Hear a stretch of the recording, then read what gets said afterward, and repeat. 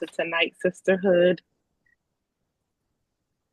Welcome everyone to tonight's Sisterhood webinar where we will be having critical conversations as our topic. I'm going to give everyone a chance to pop in out of that waiting room. I hope that you all have had a beautiful day. If you're here in Pittsburgh, you know we got some of that sunshine and warm weather for a change. So that is awesome, and I hope you guys did get an opportunity to enjoy it. Good evening, sorors. Good evening. I see you guys coming in throughout the Commonwealth. It is great to have you all as our guests this evening. So I'd like to introduce myself. My name is Latifa Miller. I am the president of the Zeta Phi Beta Sorority Incorporated Gamma Alpha Tau chapter, where we service Penn Hills in the Allegheny Valley. This webinar tonight is a part of our annual this is Women's History Month in the world, but this for Zeta Phi Beta Sorority Incorporated is our finer womanhood observation. And we do these critical conversations at this time. So I'd like to introduce our panelists to you. I know that you can see them on the screen. So we have soror Maisha Howze. She's a dedicated member of Zeta Phi Beta sorority. She's deeply committed to community service and social activism. And if you know her, you know that. She holds a Bachelor's of Art of History from the University of Pittsburgh. She also has a Master's in Counseling Psychology from Carlow University. Currently, she serves as the Deputy Director at Allegheny County Department of Human Services, and she has founded In Touch Consulting LLC. There, she focuses on growth and development strategies in key areas. Her inaugural self-help book, Wash, Time to Do Your Laundry, reflects her passion for healing and mentorship, impacting her community through various volunteer efforts. Her second book, Hidden Gems, is about Black women in the workplace, and it was written specifically to give voice to other Black women who often feel hidden. And I see many of you on this call can absolutely relate to that. So we welcome you, Maisha, tonight. I'd also like to introduce Tanika Harris. She's a servant leader. She has over 20 years of experience in public and private sectors. She serves as the Chief Impacting Officer at Catapult Greater Pittsburgh. If you know, you know. She's leading strategic initiatives that ensure high need communities have access to resources and tools for generational wealth. She's a partner at Act 3 Consulting Partners LLC, where she provides equity driven solutions at the intersection of art and culture, community, and technology. She's also a TEDx speaker, and she's a dedicated advocate for disability rights, cultural competency, and systemic change. She serves on the Housing Opportunity Fund, which is also HOF, and she's the advisory board on the advisory board for the city of Pittsburgh. She's helping to guide policies that support affordable housing initiatives, and her expertise includes community organizing, nonprofit leadership, strategic planning. She holds a bachelor's of arts in organizational leadership from Point Park University, right here in the city, the Roland School of Business, and she's a proud member of Zeta Phi Beta sorority. Also, she is with the Upsilon Eta Zeta chapter that serves the Mon Valley. Yes, yes, yes. Give those congratulations. We also have soror and author Denele Biggs. She's a disruptive, optimistic, and a lifelong learner. She leverages her passion for music and open-minded view to inspire others. She excels in both professional and creative pursuits, enthusiastically embracing life's adventures and encouraging those around her to do the same. With over 20 years of experience and a master's degree in information technology and communication, she co founded Act 3 Consulting Partners LLC to explore the intersections of art, culture, community, and technology. She also runs DZB Consulting, where she offers web design, resume services, and communication planning. She channels her love for words and technology into her work as a poet and author, as I mentioned, publishing her first poetry collection in 2015. And she is a legacy member of Zeta Phi Beta sorority, where she continues to impact her community and beyond. So I'm so very proud of our panelists tonight, and I'm grateful that they are all here with us. So, as I mentioned, my name is Latifa Miller, and I am the president of our chapter here in Pittsburgh, the Penn Hills chapter. And the reason that we are here today is because I am also the founder of Daughters of Zion, an enrichment program for women and girls. And in that work, I just see the importance of having these important conversations. And so, through my work with Daughters of Zion and my representation here in Zeta Phi Beta, we are here to have these meaningful conversations. So, we're going to get started. We're going to start with our foundational question for all of you. In our sisterhood community, difficult conversations are inevitable, right? Inside the sisterhood and work at church, they are inevitable. Maisha, can you begin by sharing what you see as the key benefit to leaning into these challenging discussions rather than what we typically do, which is avoid them?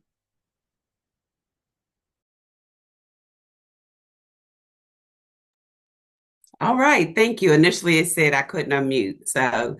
Um, so go back to what you were asking me because I was trying to figure this out. That happens. Now you're muted. See, we got to figure this out. Marin, loosen the reins a little bit. We got to be able to say what we want to say when we want to say it. You can't I hold don't us Zoom down. is, sometimes technological issues happen and some All folks right, don't want the entities don't want this conversation to happen. So give me 2 seconds, I feel okay? you. All right, Torval Miller, when she allows you to unmute, I just need you to repeat a portion of it because I didn't hear it. Oh, yeah, yeah. Um, I can say personally, professionally, and then being a part of this sisterhood, the importance of leaning into these difficult conversations has been an area of growth and clarity for me, right? I think it's important not to shy away from difficult conversations if we want to grow, right? I personally, I don't want an amen committee. I don't want the proverbial head nod folks either, right? I need you to check me respectfully, but I need you to check me when something is not right, right? I don't want you to watch me going into a brick wall and you don't stop me, right? So I think the importance of leaning into these conversations is it allows us to grow, and it provides, clarity for us. Just recently had an example with Tanika, right? I've been fasting since February 1 with something I've been doing for a long time, right? And so, I was like, oh, it's Lent. I'll probably just keep it going. And she said, or you could do something different, something that challenges you. And I was like, well, no, because God has really, yeah. And then after we hung up and I was driving to work, I said, she's right. Or I can do something different. I can do You didn't something. tell me I was right though. I'm I'm just telling you not hearing this. publicly. I'm telling you I public. appreciate that. I held it. Okay. I held it so I could let you know publicly. Right? That's what That's I why I do. love you. Right? That's Yeah. why I rocks with you. Um, but I think it's important. And I think it's important just as a sisterhood. And, I'll be honest, as a new member, that is truly my prayer for not just as Zetas, I'm bringing it into Zetas of Western PA. Those of us specifically, the three chapters, being okay with difficult conversations, because if we don't have them, we won't grow and we'll continue to operate disjointed. I'm just being transparent, right? It's okay Right. to have difficult conversations and to say, hey, sis, I had a question about this, or, it, yeah, yeah, I'm all about growth, and I think it's important. I don't want us to stay stagnant and be look the way we did a year ago, right? So, Absolutely. I think that is so important that you touched on growth because I think that all of us can look and you can see when someone is stagnant and you see where that growth isn't mm, happening. So, Denele, to build on that, we often hear about active listening and how essential it is to these conversations, right? And so, How have you seen active listening transform difficult dialogue, especially when there's conflict? Because often what we'll see is, so what I hear you saying is, and they say that for the sake of checking off the box, I was actively listening because I repeated back to you what I heard you say, but I'm still coming back with this negative energy and this defensive response. So, how can active listening, transform difficult dialogues? So this is a good question because I have not always been the active listener, right? I used to be, I'm gonna wait till you done and I'm ready for my comeback, right? I'm like, you finished yet? But I've through maturity and growth, active listening, it can be truly transformative when dealing with conflict. I think when we listen and not just like wait for our turn to speak, we number one validate other people's experiences, right? Because what I feel might be totally different, and more times than not, it will be totally different than what the other person feels, right? I think that active listening creates a foundation of respect, and I think that it builds the trust that's needed to work through disagreements and any conflicts that any of us may have, whether it be within Zeta, outside of Zeta. Active listening is a tool that you can use in your everyday life. I think active listening also helps me to kind of pause, right? And kind of process my emotions. Um, it helps me feel the emotion of the other person, but it also helps me to process my emotions because if I'm actively listening, I'm not so quick to respond, right? I'm actually listening to what they're saying, how they're feeling, and then I can respond appropriately or not, or take some time away to be like, okay, let me pause and think about this and let me come back to the conversation after I've fully processed all of my emotions and what you're saying. So Yeah, that's good because I think we all, as women, we process differently. There's no right way to process. We process differently. And sometimes we need more time to work through what it is that we are feeling so that we can truly give a good response, an appropriate response. So, Tanika, when having these challenging questions, expressing ourselves clearly while remaining empathetic can be a really delicate balance. I know for me personally, when I'm passionate about a thing, I'm very intense. And it can appear like I'm not being empathetic. I am. I just communicate intensely when my passion is high. But what approaches have you found effective for articulating thoughts in a way that respects other people's feelings? So this was a challenging question for me because when you're in that moment, if you don't already have the tools in your bag, you don't know what to pull out and when to pull it out. And I'm saying that not to deviate from the question because it's a very valid question, but in the moment, for all the things that Maisha said and that Denele said, emotions run high. And so one example that I like to give is that I am an active person who receives counseling every week.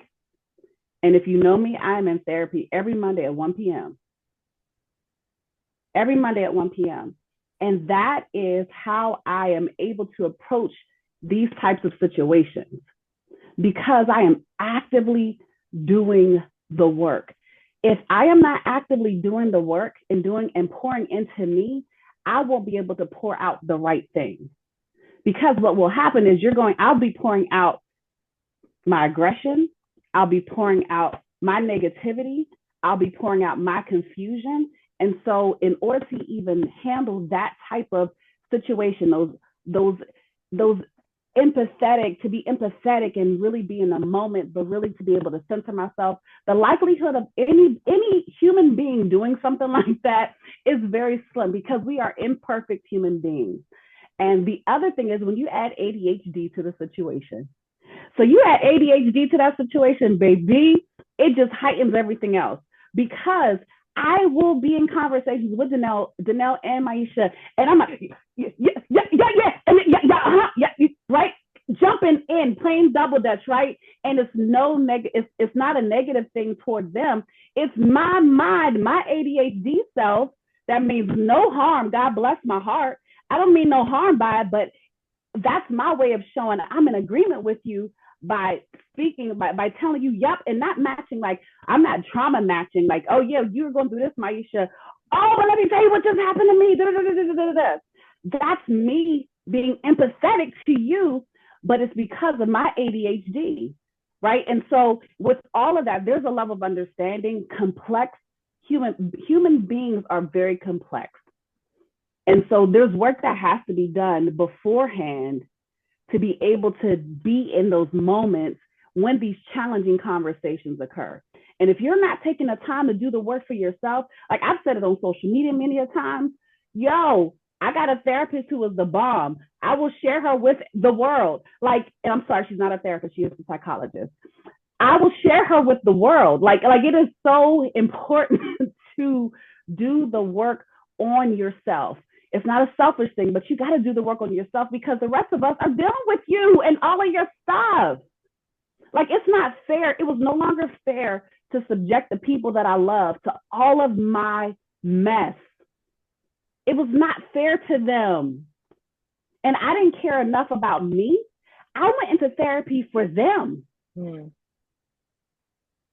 Because I didn't care enough about me. I went into therapy for Maisha, Denele, and our other best friend, Kendra. I went into therapy for them because I was tired of putting them through that.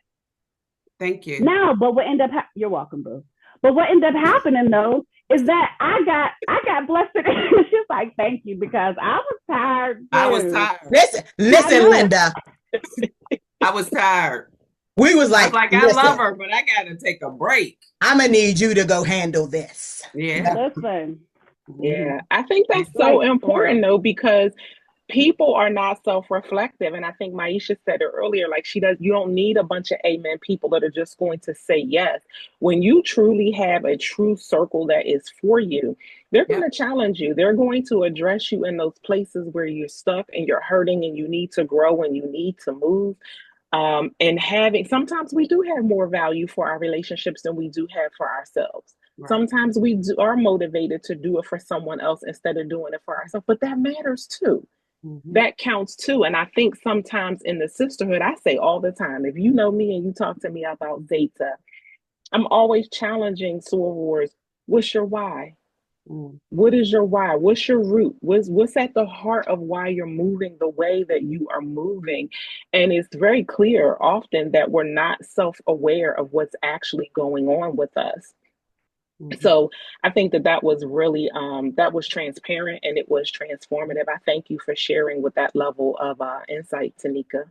Soror Miller, can I go back just a second? Absolutely. Something that Tanika said about being empathetic, right? And then when you started off by saying we're all human, and so the place that we come from, just reminding people that, when Denele first started speaking about the question and stepping back and listening, often we bring who we are and our experiences to the table, good, bad, or indifferent, right? And we often impose that on other folks. So the piece of being empathetic is not sympathy when you can say, I feel sorry for whatever you're telling me. It's that I feel your sorrow. So you're able to actually feel that person. That allows you to take you out of the situation, whatever they're coming to you with, and say, okay, I can hear you because I actually can feel your sorrow, right? So it's just our experience sometimes that precedes us, and they don't allow us to have that empathy. So checking that, doing that constant work and saying, it's the things that I dealt with that's causing me to react and respond to people the way that I do. So let me get myself in check, go to therapy, do some self-help work before I look at engaging other folks in, a positive manner, right? Because, I say it, you take you wherever you go. So it don't matter the situation. It's about how will you conduct yourself.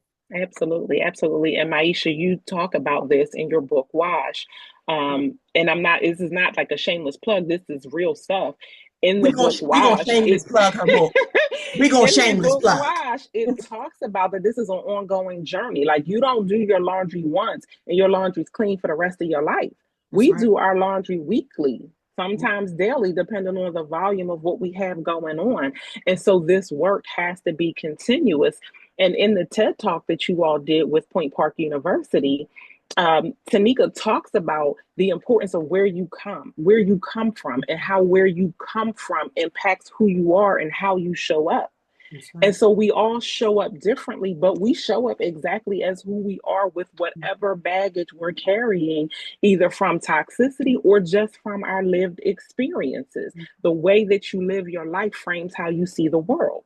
Jesus. And that's how we show up. And so that empathy part, everyone didn't live the life that I've lived. I've mentioned all the time, I'm a transplant to Pittsburgh. I'm not born and raised here. People who are born and raised here, you all are different than people who transplant here. And it's very clear to me. But then I have to remember, when I show up as my authentic self, I'm bringing some things that are not the lived experience of people who were born and raised here in the city of Pittsburgh. Have some grace. I'm working on have some grace. You say that every time we in the conversation. I'm like, God, I get it. I've known this lady since the 90s. And she just keeps talking about y'all different. We get it. Have some grace. But you know what it is, though? It shows me my uniqueness, right? It points out to me that my perspective is not a shared experience in my day-to-day life. Now, if I'm back home, that's different, but I'm not moving in a shared experience a lot of times. I have to be sensitive to that. Like, I got to give me the grace in order to give people the grace. And that's actually what it's teaching me. So it was eye-opening for me. I was like, oh, that's what it is. It took me years. And you know this because Maisha and I go way back, 30 years. I didn't always know that. I didn't have that self-awareness, but I do have it in a different way now. So this is good. So let's explore, how do we create the right environment for productive and difficult conversations? Because timing is key, right? And does someone have an ear to hear? All of those components do matter. So Tanika, you've done considerable work in this area. Can you share your thoughts on establishing trust at the beginning of a challenging dialogue? Yep. And there's a theme in everything I'm going to say tonight. Trust happens before we get into the point where we have a challenging dialogue. We just don't come out the gate having trust. There is work that has to be put into any relationship that we have, whether it's a new relationship, whether it's an existing relationship. If we have not already established trust in that relationship, whatever I say, whatever they say, whatever she says, he says, whatever in that moment, there's no trust is going to immediately begin to form. I'm looking on the screen. There's some individuals here that, okay, so I see Charlotte Holly is on here. We have a Charlotte Holly. I happen to have a relationship with Charlotte Holly, who also goes by Miss Wendy. I can say to her right now, I can call her and just say, hey, listen, this is where we are. I'm confused about whatever, And no matter where she is, no matter what she has going on, she will take it for what it is and the intention behind it, because we've already developed trust. I'm looking at Gigi Page on Gigi's, whatever everyone calls her on Gigi. I don't have a trusted relationship with her yet, but we about to have one. We about to make one after this one. So if her and I are having this conversation, she don't know me from a can of nothing.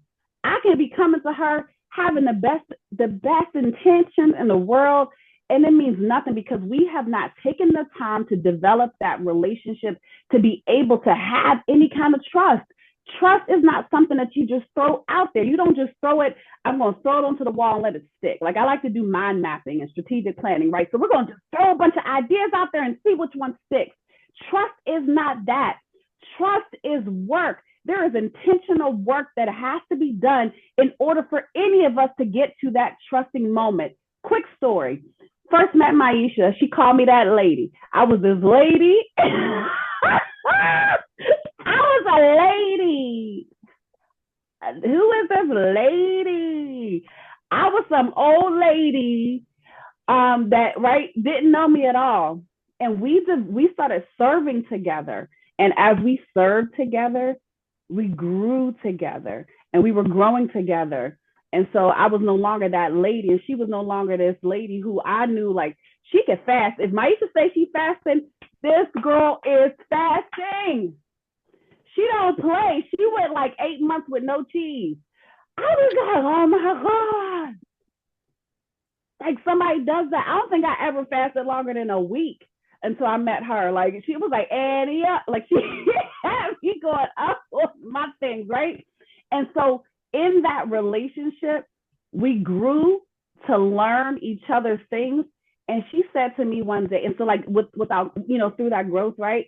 She said to me, she was like, yo, sis, I'm about to take a step back because I feel like I'm in an abusive relationship with you. I was like, what? What do you mean? She was like, I feel like I'm in an abusive relationship with you. I know that you're struggling and you deal with depression and everything. You told me that and I get that. But where I am and all of my stuff, because I got my stuff too, that's not good for me. I was like, whoa. I didn't get offended, y'all. Part of the story wasn't just that I wasn't accepting where you were at. It was that you were yo-yoing. And so for me, it was ish or get off the pot. We ain't going to keep doing this back and forth. If you say you want me to support you, you say you want me there, I'm going to be there. But then you can't not talk to me for a week. Don't return text messages. We know this, Denele. Don't return phone calls. Don't mess with me because I got a key to her house. I will bust up in there. Mine's is in the car. No problem with it, right? But that's what the full context was, right? So if you come to me and you say that this is what's going on, I'm there, right? I'm down for you 10 toes to support you, but you got to put in the work. I can't care more than you care. And so if I'm giving all of me, like we often do in a relationship that's not equal, we give all of us, we get very little, or that person is not putting their all in, it feels because I'm draining myself only for you to only step in, double dutch, step in when you feel like it, step back out. Where does that leave me? Now I'm fully depleted. And I think what you all are saying is so important because inside of the sisterhood, right, we're here as Zetas, but inside of different communities that we're in, you will often observe a fallout. Cousins them fell out, swords have fell out, co-workers fell out. I'm not speaking to her, but a lot of times the root is behind they don't have the self-awareness, the emotional intelligence to do what Maisha did with Tanika, was able to communicate, this is what's not working for me, and this is how I'm going to move as a result of that. So what she did was she gave Tanika, one, the opportunity to hear that truth and move accordingly. But so often we just stop the communication. We just stop talking. I ain't fooling. And you telling everybody else why you're not talking to her, but you've not had that intimate conversation with her about why you have decided to move differently. So often those first conversations need to happen between woman one and woman two. And it doesn't happen that way. And a lot of times that really is what we are all engaging in. We'll call toxic, messy, all these words that we use.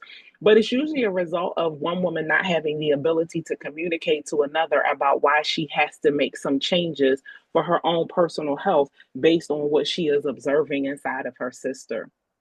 So I thank you all for sharing that real tangible example. Denele, as women of color, right, we often face unique pressures in communication settings. We have all the stereotypes held up against us. What has helped you maintain your composure during high stake conversations? And how do you recommend that we address defensiveness when it arises? And I'm asking you because you're often my go to when I need to ask these questions and get help. And you've been a tremendous support for me in my communication style. So, what can you share with those on this call today? So I'm going to just preface my answer by saying that I don't always do the right thing.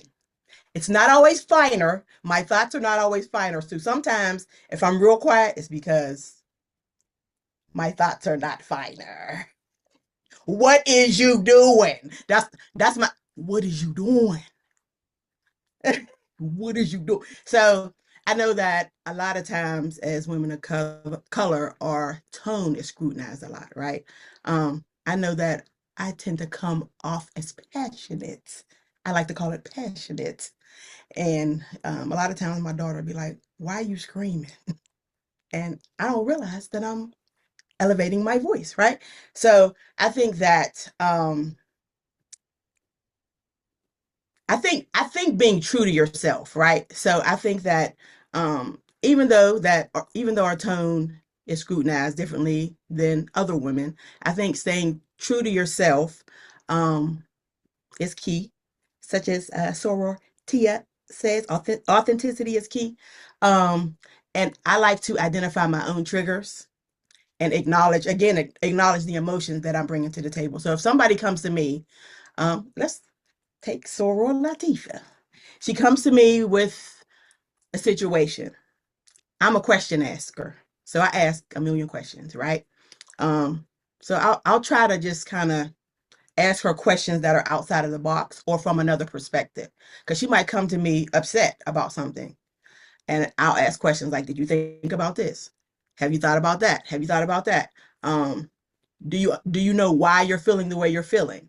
So just identifying your own triggers is important, and then practicing having a practice, whether it's deep breathing or praying or just sitting in solitude to try to work through the emotions that you're going through is very helpful. I had an issue today at work where I typed up something. I needed to respond to something that I didn't agree with. And I typed up something very professional. But behind the scenes, I was talking to Tanika and our other friend, Kendra. I was like, I ain't doing that. I'm not doing it. I don't care what they say. You could fire me, put me on a pip. I ain't doing it. And my friend was like, send what you wrote. I said, yeah, but I want to say. She was like, yeah, but don't. Send what you. And so I was like, I had just come back from vacation and I was in a semi okay. I was having a semi okay day. And then it just kind of just reading that, just kind of my emotions were all over the place. Um, and so I had to listen to my sister friends and send a professional response when I didn't want to. But yeah, I think just find a place of grounding, finding a place of grounding when you're feeling that type of pressure, and just maintaining your composure and putting all those things into practice that you have, whether it's prayer or meditation or deep breathing, helps a lot.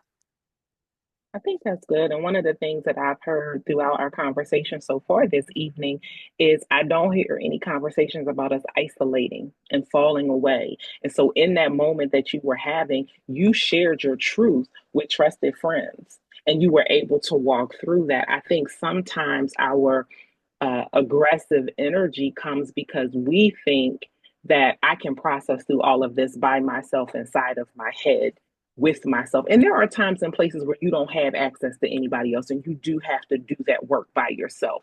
But sometimes the self isolating is counterproductive to the results that we're really looking for. I think so. I think so too. I do at times find myself isolating when I get to, like, sometimes I don't want to burden other people, right? With the stuff that I'm going through or my issues. Um, but I end up, coming around the corner like, I need y'all. I need y'all. Can I I need to can I talk. jump in on that? Absolutely. Because, woo, isolation feels so good. And It feels so good. Keep it real. Isolation feels so good. It is comfortable and it is familiar. And I have to fight to be in that unfamiliar place because isolation feels so good. And for me, there was a time where I was in deep depression for years and decades. It was a decade, and I was living in depression, and being dark was comfortable for me. Very. But it was not good for me. Mm-hmm. Right? It was not good. And so coming to that place where I know that I have to go past that comfort, pushing past that comfort level, pushing past it to be in a place that is so truly uncomfortable. But I'm telling you, baby, it is beautiful on the other side. It is beautiful on the other side. Getting past that uncomfort and just knowing that I'm going into this territory that I can't control, because I can control when I'm dark. I can't control this other side because I don't know it enough. Even though it's good for me, but I don't know it enough. And that is where therapy comes in. Mm-hmm. I love God. I rocks with God. I'm a woman of faith. I go hard with God. God is my homie. God has also provided wisdom to individuals to provide the resources to help me to go and push me in another way. And so God and therapy are so integral in my life. Those two things are serious. Shalegra said, "Oh, my therapist loves God too." Yes, like yes. It's both and. It's both and. Like the philosophy that it's either or. It's again, it's counterproductive. It's an attack. Yeah. So I love what we're sharing. In the spirit of sisterhood, though, I want to, make sure while we're talking about this, that you take time to find your people in those moments of darkness, right? Going back to not surrounding yourself around folks that will be your amen committee and allow you, without trying to the best of their ability, to help pull you out of that darkness, right? We're not meant to do life alone. So I get it, right? We all have our moments where we, are isolating. Not a shameless plug, but I talk about it in Wash, right? Just being in that slumber and being okay with that because the world is crashing on you. But being connected to folks who recognize when you are in that space, right? And having relationships with people to be able to say, are you my person? When I'm in this space and I know I need somebody that I can talk to outside of the therapist, outside of my prayer, but that person that I can reach in the middle of the night who does not have office hours, are you my person? Right? And so it's important in this sisterhood that we that we are transparent and we are vulnerable with someone enough to say, I need you, right? Because I get it. It's familiar, but we're not meant to do life alone. We just are not. We are meant to commune. We are not meant to do life alone. So yes, isolation is beautiful. I am single. I live by myself. I stay in one room and I absolutely love watching crime TV. I'm missing, I almost got away with it. Right now, I'm missing my show. Right now. We love you. Yes. But the reality is I was meant to be here and do this because we're not meant to do life alone, right? So I'm encouraging people who find themselves comfortable in that space of isolation. You have to find your people and you have to be okay with saying, listen, are you my person? At 2 a.m. when I need to call somebody, are you my person? Because yeah. So not everybody wakes up the next day. I'm getting emotional, right? The number of people, specifically Black women, who have taken their lives being comfortable in isolation. You have to find your people. You really do. Yeah. And Maisha, that's so real because we are in sisterhood together. And what's the value of sisterhood if I can't lean on you? Like we gotta get real about that. Like if I'm fighting and feuding and not getting along and can't see eye to eye and everything is a battle, that's not sisterhood. That's not real. This can't be a place where we fake it. This has to be real. This has to mean something. That's when I go back to what's your why? Why are you here and what are we doing? It has to matter, right? And at the root of our organization, sisterhood is it. Service scholarship and finer womanhood are the pluses, but legit having your people. And I will tell young women on the undergraduate level when they're building their bonds and they're just starting off, not tell them, you're going to have cousins and you're going to have a boo and you're going to have a husband. You're going to have all these things in life. But I promise you, if you live long enough, you will find that it's going to be your sorors who were there thick and thin through the highs and the lows. But at every critical moment in that journey, one day you'll look back and be like, wow, it was my soror who was there. It was this one, it was that one, because these bonds are real. These bonds are real. And I think that's part of the reason why having these critical conversations and understanding the power of them is important so that we can truly be genuine and be authentic and be a place where someone can say, because of my sister, my life was saved, because I was able to reach out, because they were holding me accountable. I was able to grow. I was able to change. I was not stagnant. I did not stay in the dark place longer than I needed to be there to the point that it was detrimental because these women to my left and my right were riding with me through this journey. I think that is so critical. I want to move on in our conversation because I do want to leave room for people to ask questions in the chat. But let's talk about moving from principles to practice because sometimes we know what the right thing is, but we don't know how to do it. We really just don't know how to do it.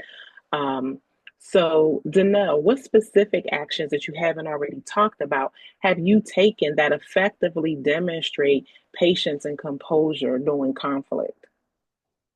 I know personally for me, I have to listen, be quiet, and sometimes my first reaction is, I'm sorry. I don't have to defend myself. I'm sorry. Like, sis, this is how you feel, and I'm sorry. Thank you for telling me. And I'm sorry that we're here. But what actions have you taken to allow you to demonstrate that composure when you're in the middle of a conflict? I think one of the most important things is what you just said, acknowledging your own mistakes. Um, so that can be powerful, right? And it demonstrates excuse me, demonstrates vulnerability, right? And accountability. You taking accountability of what you've done to offend or hurt the other person. I think um, another one is modeling the behavior we wish to see. Um, I think that that's a big one as well, because if you don't want something done to you, don't do it to someone else. That's good. That's Um, good. That's practical too. yes.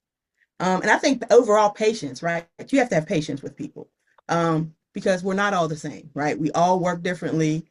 We all have different personalities. So that's one that I struggle with a lot because I'm a very organized person, right? I'm very organized. I plan ahead.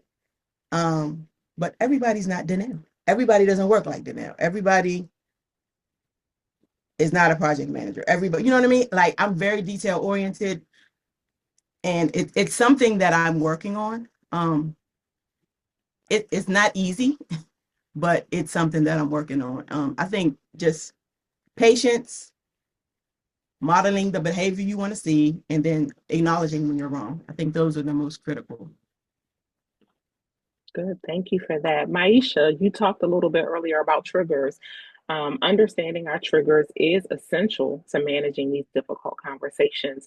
How have you helped people to identify their triggers, and what approaches work best when navigating a sensitive topic?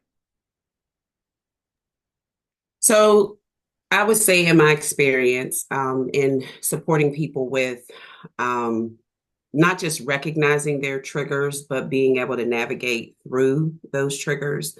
And I say through them, not overcoming them, because, things come around again, right? And that thing that we thought we got past, we, sitting there minding our business, and that one person walks in and boom, right? It brings it back. But I think the first thing, I always encourage people to look within, right? Um, I'm a big person on what was my part, right? It's because if I can't acknowledge my part, I don't think I have the ability to move forward, right? Because it's not always everybody else. Sometimes it is Maisha. And again, I take me wherever I go. So even if I resolved the thing with Denele, if something similar shows up with Tanika that looks like that, then it's going to repeat itself with her. Mm-hmm. So Maisha got to deal with Maisha, right? But pressing through also that hurt. A lot of us, the things that trigger us are usually the things that hurt us, right? Or reactions, or they're not, responses, we're reacting to it. We're typically hurt by it if we're triggered, right? If we're talking about in a bad way, if we're triggered, we have to acknowledge that hurt. Some of us want to just like glaze over it and, we strong and this, yeah, we are. We're all strong and we, all of that great stuff. But if something hurts you, it hurts you. Mm-hmm. Say it, and it's all right. It doesn't make you a weak person. I promise you.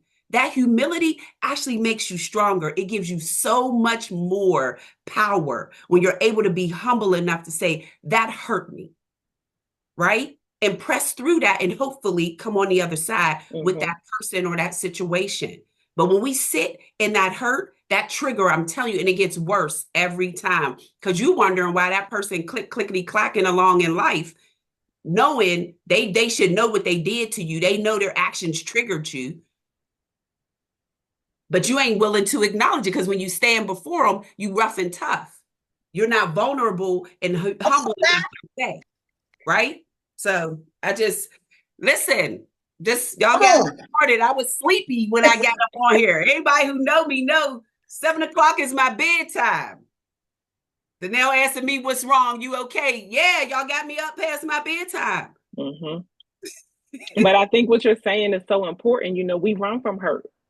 We run from hurt. I recently went through a situation where God was revealing some things to me, and I won't really get deep into it, but on the other side of leaning into it, I thought I thought the pain was going to feel like demolition, right? Like somebody taking a hammer and tearing stuff down and debris and needing a bulldog. Like I thought pain was going to look like that, but the breakthrough was more like ice melting on the sidewalk on a hot summer day.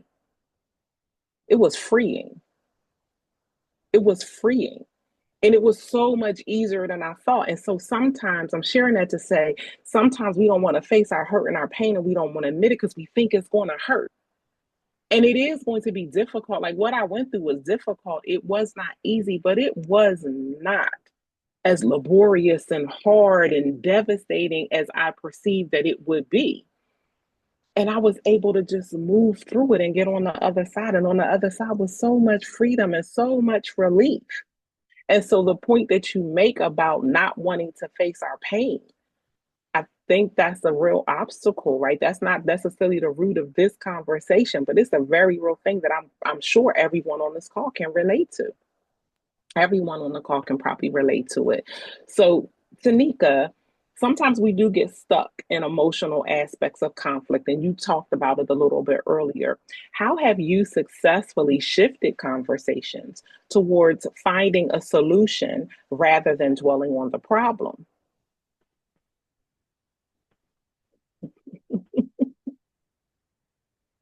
Being quiet.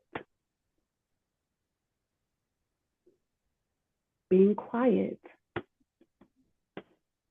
it is okay to be quiet. And in that quietness, I'm able to then recognize you have every right to feel everything that you're feeling. Like, I have to be quiet. Shut up, Denele.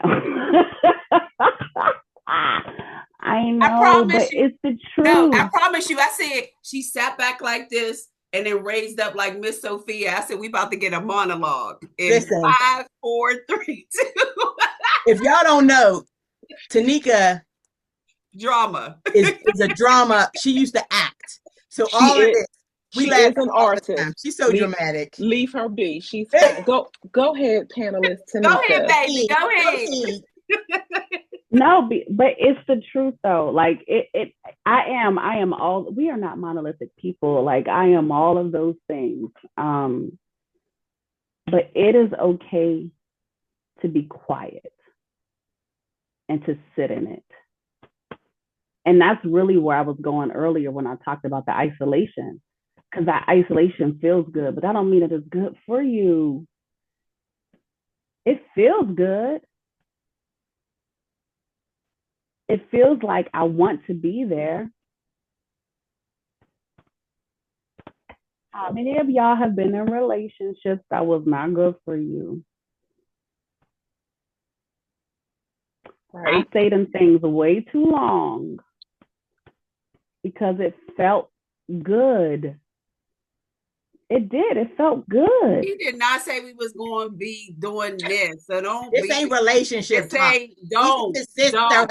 I'm just saying. Some of us is still working through the thing. Don't do it. That's the next critical conversation. Next sorority year. Nah. Whole year to think about that. We go look. But that's what it is though. Madam Moderator, that is it. Like, sometimes we just have to be quiet, and we got to be okay with that. Maisha was saying, like, it's not always other people. Tanika, it's you. Like, girl, it's you. And I don't care how much therapy you in, how many times you've been therapized and all the things, right? Sometimes, chick, it is you. Can I go down this list? I'm looking in here. Zawina, sometimes it's you. Stephanie, sometimes it's you. Deandra, it's you sometimes. Felicia, sometimes it is you. Mary Elizabeth, baby, sometimes it's you. Lee, it be you. It be you sometimes. Katlana, you. She said, skip my name, ma'am. It ain't me. That's what she said. I'm going through the list. I'm going, because we need to hear this, right? Like, we need to hear this sometimes. Talola, is that how you pronounce your name, babe? Talola? Yes, that's my LS. Hi. Sometimes it's you. Natasha. It ain't always them. Sometimes it's you. Andy. Sometimes it is simply you. Michelle Sandich, what up? Guess what? It ain't always them. Sometimes it's you. And I'm going to stop right there, because we get the point. I needed you to say a couple more folks, because okay, Judy. I felt like my best friend is on here. Danny. Rain. Sometimes. I was like, she need to remind her sometimes it's her. But this, I apologize. Go ahead. No, but this is Y'all, this is us. This is our group chat. This legit is our group chat. And we recognize that. She said, it's never me.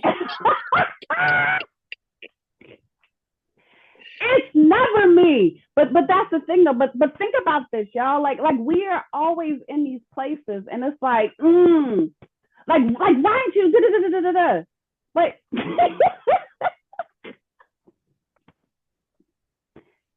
how many times have you been told, grow up? I tell Maisha, grow up at least once a week. Like, girl, grow up. Grow up. Her grandbaby tells her to grow up, BB. And we're saying that because we know that we don't have all of our things together. Everything is not everything all the time. And we don't have to.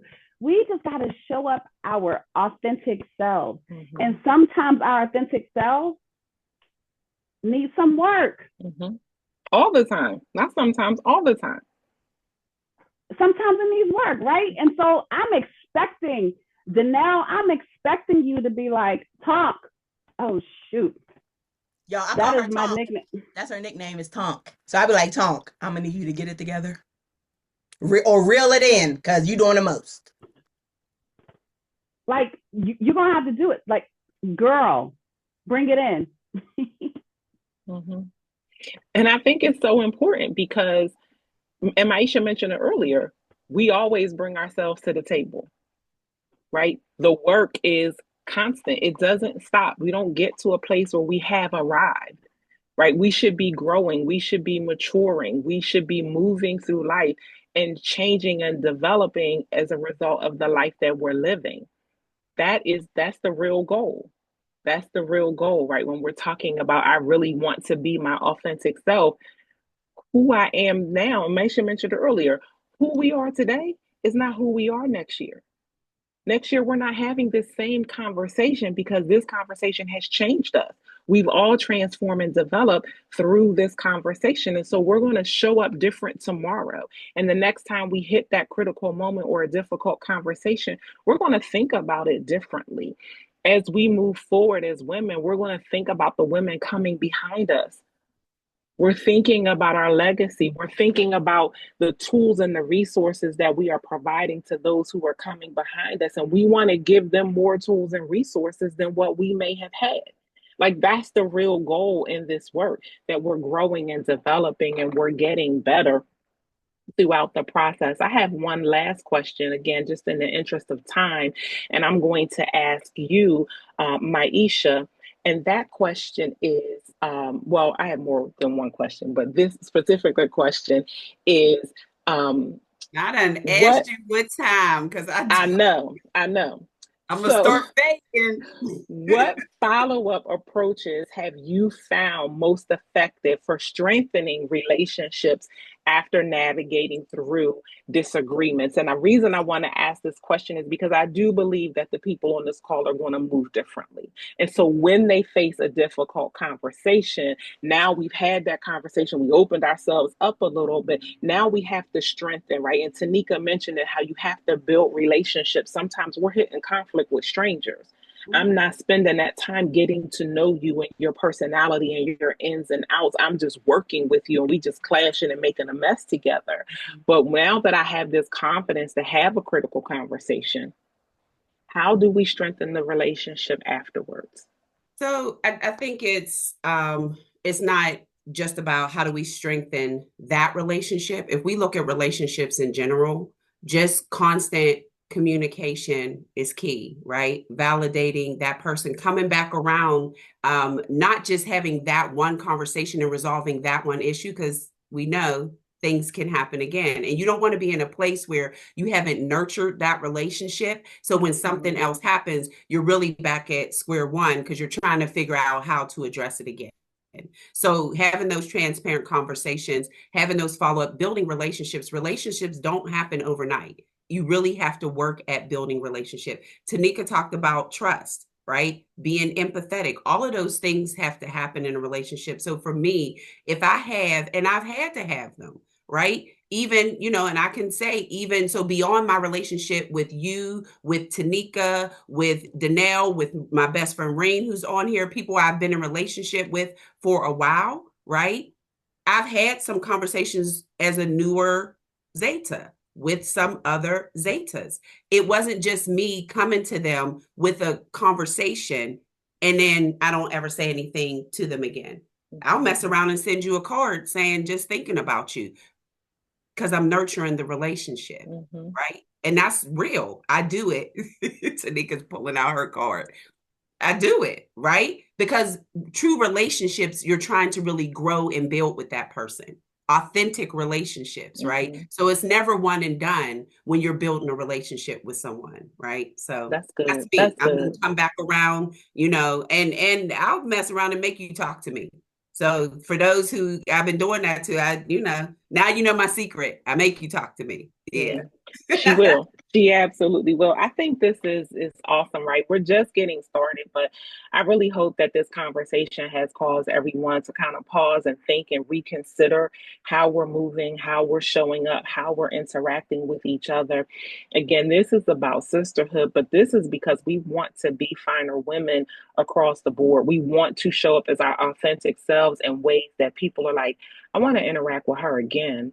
I appreciated that they dropped some gems. Like, we want to be our best selves in every way that we show up. And so not just sorority, but how we showing up at the school, how we showing up on the job, how are we showing up when we're, you know, doing business transactions, even in those transactional interactions.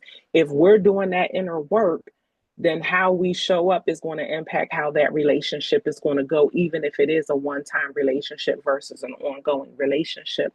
So I really do encourage everyone on the call to, you know, make sure that you're self-reflecting.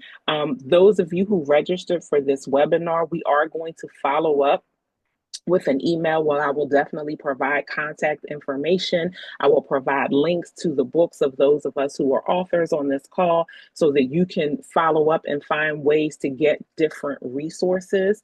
If you have questions that we didn't get a chance to get to in the chat because we are over time, yes, ma'am. I have just one question. Yes, ma'am. Yes, Jessica, that ma'am. was asked a long time ago, and it was, what about when you can't sit in your isolation? What tips can you provide? Yeah, I saw that question and I needed, if she's able to come off mute, that's Lee. And I know Lee, right? And I know some of the work she's done. So when I saw that, I was just like, I need her to say more. What does that mean and she knows me, so she knows you can't just like put something out there. I'm going to challenge you to go a little bit deeper. So, you know, and if you don't want to go deeper on this call, Lee, call me later. But I need to understand what you mean when you can't sit in your isolation, right? Because it could be a myriad of things. It could be you don't want to sit with yourself. It could be that you don't think you have the space or the time, right? Yeah. She Maria? can't unmute. Yeah, I Yeah. was going to say, admin, if you could This is unmute. this is so strange because we did all this prior to the call starting and everything was fine.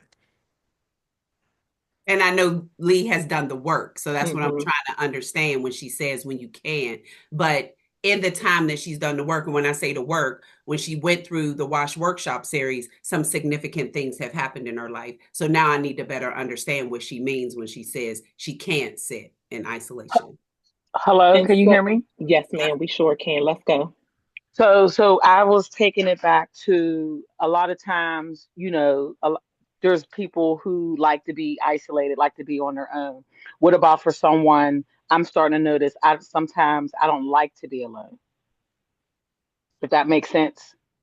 I want social. I want to be around others. I don't want to sit in that. So that's where I was coming from. So it does make sense, right? It does make sense. There's something about community that feeds you, right? And that keeps you stable, right? But what you also know is in that, with the life you live and the service you do beyond Zeta that you've done for years through PPS. I've watched you give of yourself until there's no more to give. You have to be diligent enough to take that time for yourself, right? So I get it where you say you can't, but there's something about you that I know that if you sit still for too long, that fear of things coming. Okay, so that's a whole nother Yeah. conversation. So Yes. yeah, but that I'm willing to have with you out, and I'm willing to have a conversation with you outside of this, right? So Yes. I was hearing the word when you can't, because it's not that you can't, but what we know is when we sit by ourselves, when we sit with our own thoughts, our own warped thoughts, it could be bad, baby, bad for us and bad for somebody else. Some of us is, I told you I watch the crime shows all the time. So it could be bad, not just for us, but for some other folks. So we don't Mm-hmm. sit by ourselves. We keep busy, right? Mm-hmm. But that's not always Mm-hmm. the best thing either, right? Sitting by yourself is not great. Staying busy ain't great either. Mm-hmm. But you don't have a moment to heal and to truly heal from the things that you're hurting from. Right. That's what I was going to say. I think it's balance and boundaries, right? So you need both. Um, but you also have to have those boundaries so that the busy isn't replacing the solitude that is required to heal. And I love the fact that you guys are going to continue that conversation offline because that's exactly what this platform is designed to do.